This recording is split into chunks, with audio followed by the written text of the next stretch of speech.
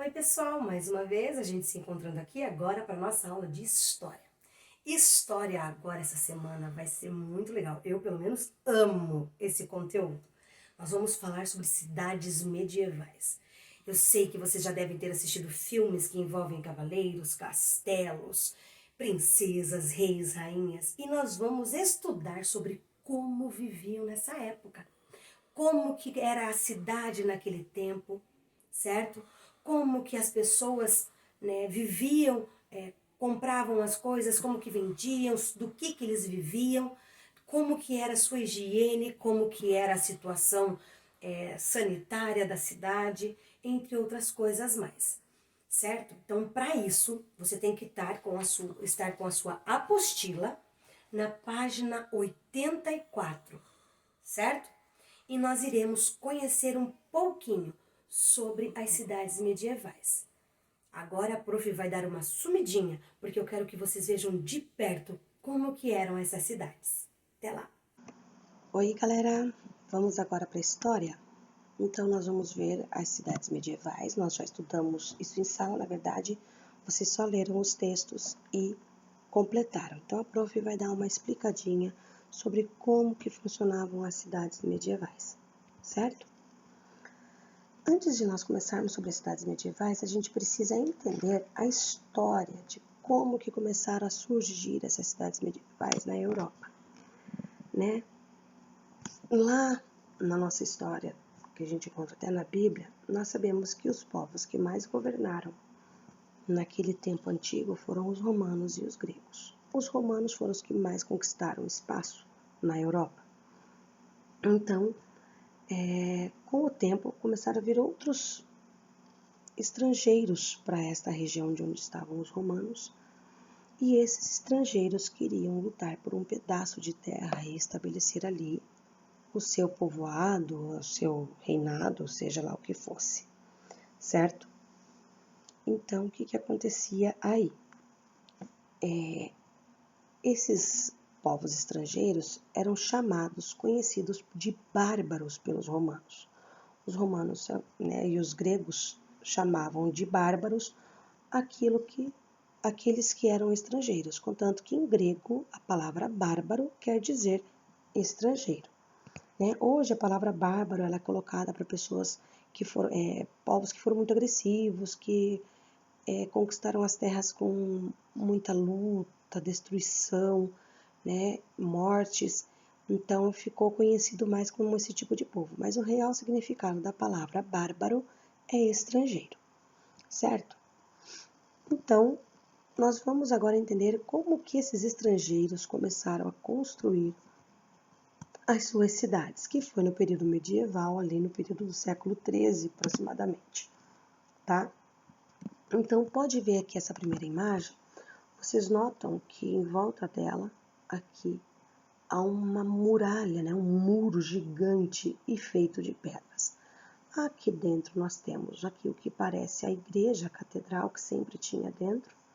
Aqui o castelo onde morava um nobre que era dono dessa terra, poderia ser o rei do reino todo, assim como também poderia ser um senhor feudal, que a gente fala, né? Que era o dono daquele território ali que cobrava os impostos e pertencia a ele. E no meio da cidade nós temos aqui as outras casas. Essas outras casinhas aqui, vocês já vão ver como elas eram diferentes. Tá vendo que tudo tá muito apertadinho aqui? Vocês já vão entender o que acontece. Tá? Mas elas tinham essas muralhas para serem protegidas justamente das invasões dos estrangeiros, tá? Então vamos lá. Aqui está a cidade um pouco ampliada para vocês, ó, aqui está o castelo, certo? Sempre tinha um pátio aqui. Aqui é a região na frente do castelo, onde aconteciam, na sua maior parte das cidades aconteciam as feiras. Aqui está a igreja, né, a catedral, que eles eram católicos. E aqui as outras casas, certo? Aqui tem uma outra casa de pedra que poderia ser de um outro nobre, entendeu? Aqui também. Então, as casas de pedra geralmente eram dos nobres. Então, olha como eram as moradias. As moradias medievais dos plebeus, né? Elas eram feitas assim, muito próximas umas das outras, o que fazia com que as ruas fossem estreitas, apertadas. Dá uma olhada aqui nessa foto. Essa foto aqui é uma cidade medieval que ainda existe, né? Se não me engano, ela é da Alemanha, essa cidade aqui. E olha aqui como elas são grudadinhas e as vias apertadinhas aqui, ó. E aqui eram as ruas. Aqui era um pouco mais largo, onde passava uma carroça, o que fosse. Mas eram ruas apertadas. Aqui com certeza é a parte que tinha próximo ao castelo ou próximo à entrada da cidade, que daí era um pouco mais larga, tá? Então elas eram estreitas, né? E as casas dos plebeus, essas daqui, eram feitas de madeira e bem grudadinhas uma na outra. A gente vê aqui, ó, tá tudo juntinho, tá vendo? E apenas os castelos dos nobres, né, ou reis, eram feitos de pedra. Como essas casas de madeira aqui eram muito próximas umas às outras, e tá vendo como eles cozinhavam e tal dentro de suas casas, acontecia muito incêndio, e não era um incêndio só numa casa, que se pegava numa casa, a casa que começasse fogo já fazia pegar na seguinte, que pegava na outra, e assim por diante. Bem provável por causa da madeira. A madeira é um material inflamável, a gente fala, né? Que pega fogo fácil, e então isso causava muitos incêndios naquela época. Vamos falar agora um pouquinho sobre a saúde deles, a vida, como que era a vida deles e a saúde. Essas imagens que eu estou mostrando para vocês aqui são imagens da parte do saneamento deles. Saneamento é a parte que a gente faz lá os nossos dejetos, né? A gente fala número 1, número 2, né? E então nós temos aqui alguns exemplos de como que era. Os plebeus, os mais pobres, eles não tinham latrinas, que seriam esses negocinhos aqui. Então, o que que eles faziam? Eles tinham um balde, um só, exclusivo para ali fazer as suas necessidades. Tanto um quanto dois eram feitos no mesmo balde, por todos os membros da família. Não era cada um tinha o seu, era um só desse modelo para todo mundo. Quando o balde enchia, eles iam lá do lado de fora da rua e jogavam do lado das casas. Imagine o cheiro que não devia ser essas cidades medievais. Já os nobres, eles tinham as suas latrinas de pedra, certo? Então, eles faziam tipo um assento de pedra, faziam um buraco ao meio e lá embaixo caíam os dejetos. Além da latrina individual de quem era nobre, existiam as latrinas públicas, claro, sempre frequentadas somente pelos nobres. Geralmente essas latrinas públicas ficavam lá no castelo, porque quando tinham festas as pessoas precisavam utilizar das latrinas. Olha só essa latrina pública. Vocês estão vendo? Cada um desses buraquinhos aqui era onde cada pessoa se sentava para fazer sua necessidade. Ou seja, quando você vai no banheiro de um shopping hoje, que é um banheiro público, você vê quem está ao seu lado? Vocês ficam olhando um para a cara do outro, né? Ou quem está na sua frente? Não, nós temos as divisórias entre uma latrina e outra. E aqui não, ó. Um ficava do ladinho do outro vendo o que estava fazendo. Imagine que vergonha. E sem contar o cheiro, né? Alguns colocavam algumas essências aqui para aliviar um pouco do cheiro, né? E aqui é o exemplo de como essas latrinas públicas nos castelos faziam a sua limpeza. Ou seja, na hora que alguém fazia uma necessidade aqui, automaticamente ela vinha por um duto, né, um encanamento, mas que era feito tudo de pedra, e caía já direto para fora do castelo, nas paredes do castelo. Escorria aqui, imagine. Você vê aqui o número 1, número 2 descendo aqui. Então, nesta época, os medievais, né, os cidadãos da Idade Média, eles não tinham muita higiene, certo? E isso complicava um pouquinho a vida deles. Porque o que acontecia? Por não ter higiene, a gente aprende, a gente está vivendo agora um momento muito crítico da questão do coronavírus, que, né, se não tiver higiene, pode passar um para o outro, pega no ar e começa com a questão da higienização. Se não tem higiene, pode pegar mais vírus. E a gente aprende desde pequeno que se a gente não lavar as mãos, não tomar banho, não escovar os dentes, a gente acaba ingerindo bactérias, vírus que podem prejudicar o nosso organismo. Então pense, não tinha saneamento básico que nem hoje, não tinha esgoto, não tinha nada, era tudo caía na rua, a céu aberto. Não tinha lugar que eles iam lá enterrar. Eles pegavam o balde lá, os plebeus, e jogavam, abriam a porta e jogavam ali, na frente de casa. Esses daqui caía direto para o lado de fora da casa, assim como no castelo, caía direto para o lado de fora do castelo, sem nenhum saneamento. Então, você consegue imaginar as fezes com a urina misturada, quantos de vermes, bactérias que não eram desenvolvidas? Então, o que acontecia? Nessa época, eles não viviam mais do que 35 a 40 anos. Não tinha como, eles tinham muitas doenças, desenvolviam as doenças e assim não tinham como sobreviver muito tempo. Consequentemente, eles também não tinham hospitais, nessa época ainda não se falava em medicina como hoje, né? Tinha os curandeiros, algumas pessoas que trabalhavam com ervas, mas nem sempre tudo dava jeito. Então, eles não tinham hospitais. Quem cuidava da saúde nesta época eram as freiras, né? As freiras cuidavam dos idosos, das pessoas doentes, né? E também das crianças que eram abandonadas, dos órfãos, né? Então, quando um bebê nascia nas suas casas, não tinha um médico, ele não ia para o hospital para nascer. Ia uma parteira. Uma parteira é uma mulher que faz partos.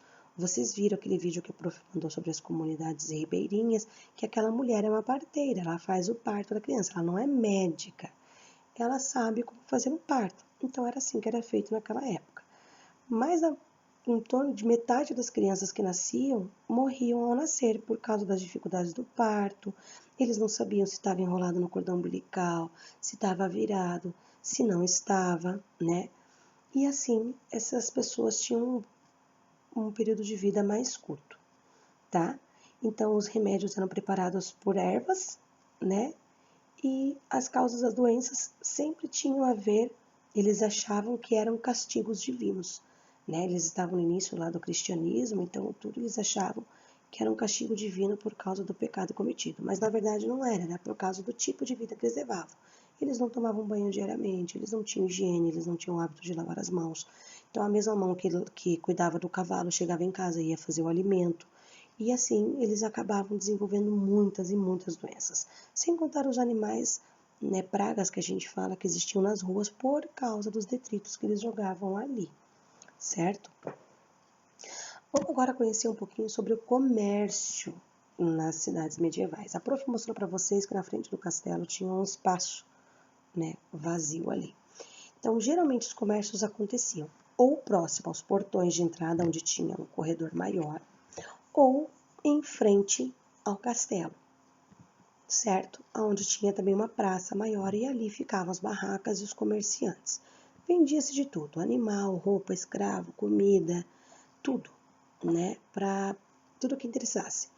E as pessoas iam a esse centro para fazer suas compras. Nesse período já havia moedas, já existiam as moedas. As moedas nesse tempo, elas variavam de uma cidade para outra, tá? Então, os comerciantes, algumas vezes, quem ia comprar tinha que fazer o câmbio. O câmbio é quando eu troco uma moeda por outra. Então, por exemplo, se você vai viajar para a Europa, você vai usar o euro. Então, você tem que trocar real por euro, entenderam? Então, isso é o câmbio. E cada cidade tinha o seu próprio modelo de moeda, né? E ali eles faziam seus comércios. Algumas pessoas que não tinham como pagar com moedas, eles trocavam por um animal, trocavam por um escravo, e assim eles iam fazendo seus negócios. Bem como nas ruas lá perto das casas a higiene não era muito boa, também nesses centros comerciais não era muito boa a higiene. Então pensa, você tentar entrar no mercado hoje e encontrar dentro cavalo, boi, jumento, ovelha, galinha, pato, aí mais os alimentos corriqueiros e que naquela época não tinham embalagens, ficavam tudo abertos, as roupas, tudo misturado, assim, não tinha uma ordem. Tenta imaginar o cheiro que seria esse mercado por causa das fezes dos animais e mais ainda os dejetos das pessoas que jogavam para fora, né? Também não havia higiene, também transmitia muita doença. A questão do comércio, ela era dirigida por rotas comerciais, certo? A área comercial mais conhecida eram essas daqui, a hanseática, a genovesa, a veneziana, a catalã e a de Champagne. Cada uma dessas cores aqui representa cada uma dessas viagens. Então, aqui é a catalã, né? A de Champagne é essa daqui. A veneziana são esses verdinhos. As genovesas são esses pinks, ó, vinha daqui, vinha pra cá. E a maior aqui que a gente vê é a hanseática, né? Que pega aqui, ó, Moscou, Estocolmo, né? A parte da Rússia, a Alemanha, parte da Inglaterra, né? Então a gente vê aqui que já é a parte da Europa que a gente conhece hoje. Olha a bota famosa aqui, a Itália, né? Que também está sofrendo bastante com essa pandemia. Então, essas eram as rotas que eles faziam para levar os produtos deles e vender e comprar. Então, a rota ela podia ser terrestre ou marítima, tá? Tudo que é terrestre está representado por essa linha vermelha. Então, a terrestre acontecia por aqui e a marítima ia contornando aqui, ó, o continente. Eles iam contornando. Onde tivesse parte do continente, eles iam entrando e contornando, certo? E esses pontos aqui eram onde existiam as principais feiras. Naquela época, assim como hoje, existiam as cidades maiores, que eram mais movimentadas. Vamos pensar assim, se você vai para os Estados Unidos, a cidade mais movimentada é Nova York, para a Inglaterra é Londres, para a França é Paris. Então, cada um desses pontos aqui representava esses polos maiores de comércio, certo?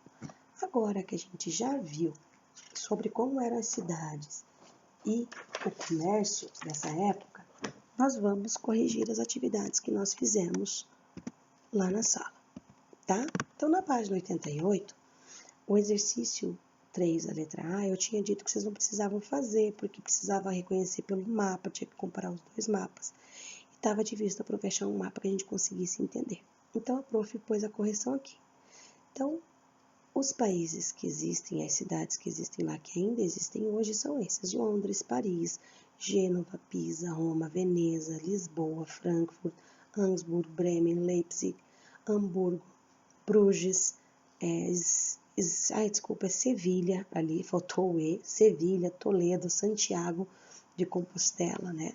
Que são esses países mais conhecidos: a Inglaterra, a França, a Itália, Portugal, a Alemanha, a Bélgica e a Espanha. Aí perguntava, né? Quais são as rotas que existiam naquela época? Quais são as cores, né? Que representava lá. Então, as linhas azuis representam as rotas marítimas e as linhas vermelhas as rotas terrestres. Na número 4, ele falava sobre como que era o meio de transporte daquela época. Então, era feito por meio de embarcações, animais, né, cavalos, mulas, alguns eram carros de boi, né? E eles perguntam ali qual seria o tempo dessas viagens terrestres, né? Não só terrestres, como as marítimas. Então, essas viagens podiam levar de dias a meses.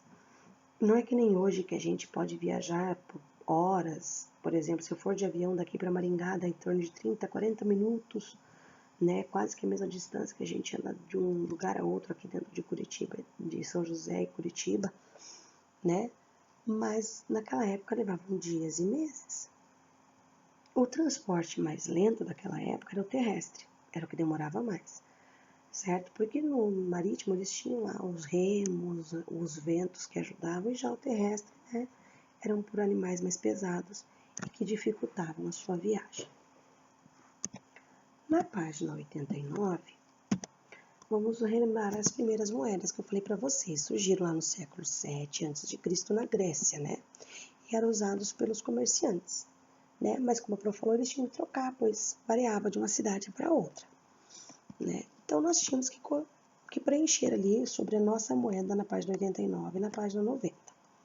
Então, no número 5, ele pergunta que imagens estão impressas nas cédulas do real hoje, né?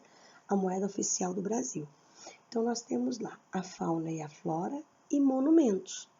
São essas duas coisas que tem tanto na moeda quanto nas notas. Então, nas notas nós temos a efígie, que representa a república, e a fauna, né, que tem alguns animais. E nas moedas varia, sempre tem a efígie, mas daí às vezes tem um monumento, às vezes tem uma figura política conhecida. Na época das Olimpíadas teve, né, os esportes, então vai variar a moeda, certo? Na número 6, pergunta o que representam as imagens das cédulas. Cédulas são o dinheiro de papel. que representa? A efígie representa a república e os animais representam as riquezas naturais, ou seja, a fauna brasileira. Eles queriam usar de uma maneira de valorizar, né, a nossa fauna. Na página 90, perguntava qual que era, quando que foi criado o nosso sistema da moeda nova, né, da moeda real. Antes nós passamos por vários tipos de moedas, nós passamos pelo cruzeiro, cruzeiro novo, cruzado, cruzado novo, aí saiu o cruzeiro real para daí chegar no real, tá? Então, essa moeda existe desde 1994. A prof tinha nessa época 12 anos. E eu lembro quando aconteceu a transição da moeda do cruzeiro real para o real. Eu lembro que eu negociei com meu pai a minha mesada, né? Eu ganhava na época 5.000 cruzeiros reais, que não era muito, era pouco dinheiro, era como se fosse hoje equivalia a 5 reais. Mas quando mudou do cruzeiro real para o real, 5 reais era muito dinheiro. Se eu fosse receber o valor equivalente ao que eu ganhava, de 5.000 cruzeiros reais, eu ganharia entre 1 a 2 reais de mesada. Mas aí eu cheguei para meu pai e falei assim, pai, ó, eu ganhava 5.000 reais, cruzeiros reais. Então, eu quero ganhar agora 5 reais. Meu pai ficou me olhando meio assim, mas ele concordou. E eu sempre fazia isso, recebia e já trocava por dólar. Eu morava na fronteira, né? Então eu já trocava por dólar ali. Gastava um pouco e o resto trocava por dólar. Então, assim, gente, a nossa moeda é nova, ela tem 26 anos, né? Não é tão antiga quanto o dólar, quanto a libra esterlina. É a mais nova ainda que o real é o euro, né? Mas o euro e o real são os mais novos. Mas é uma moeda que veio para estabilizar um pouquinho mais a situação financeira do nosso país. Claro que hoje, infelizmente, a inflação voltou, tudo mais, né, por causa da dirigência do país, de quem está dirigindo o país, mas também por causa da própria população que não sabe como administrar também o seu dinheiro, né? Mas, enfim, nós temos a nossa moeda, que tem a nossa história, e eu espero que vocês valorizem essa história da nossa moeda, as suas representações, né? E aprendam também a economizar, né? Economizar faz parte, principalmente agora pelo momento que nós estamos passando, né? Que nós possamos aprender a economizar. Espero que tenham gostado de conhecer as cidades medievais e nos vemos na próxima aula. Um grande beijo para vocês. Tchau, tchau!